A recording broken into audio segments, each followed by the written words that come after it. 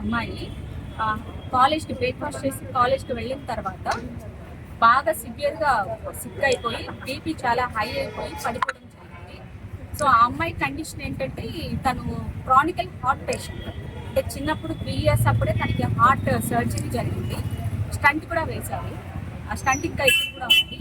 So కొంచెం తనకి మధ్య మధ్యలో కూడా హెల్త్ ఇష్యూస్ వచ్చాయి.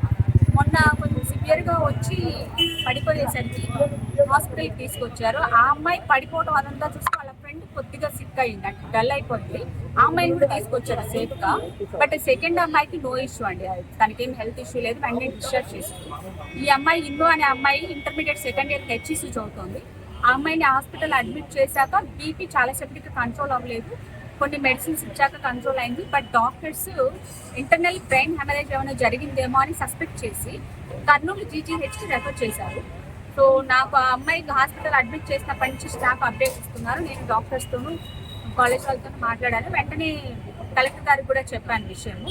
కలెక్టర్ గారు జీజీహెచ్ సూపరింటెండెంట్ గారికి, డిఎం అండ్ హెచ్ఓ గారికి, మెడికల్ స్టాఫ్కి, నాకు అందరికీ ప్రాపర్ ఇన్స్ట్రక్షన్స్ ఇచ్చారు కేర్ తీసుకోమని చెప్పి. సో వెంటనే అమ్మాయి కర్నూలుకు తీసుకెళ్ళిన వెంటనే ఎమర్జెన్సీలో అడ్మిషన్ చేసుకోవడం జరిగింది.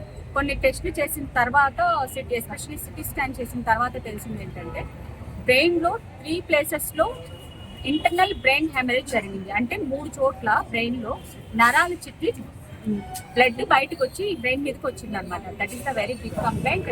తనకి ముందున్న హెల్త్ కండిషన్ దృష్ట్యా వచ్చింది అది. సో ఇప్పుడు తనకి ట్రీట్మెంట్ జరుగుతోంది, సర్జరీ కూడా అవసరం అని చెప్తున్నారు. సో తన బాడీ కండిషన్ బట్టి సర్జరీ కూడా చేస్తారు. నిన్న సిక్ అయిన 5 మంది పిల్లలకి కాలేజ్లో టిఫిన్ చేసి వెళ్ళాక కాలేజ్లో కొద్దిగా గిడ్డినెస్, అంటే కళ్ళు తిరుగు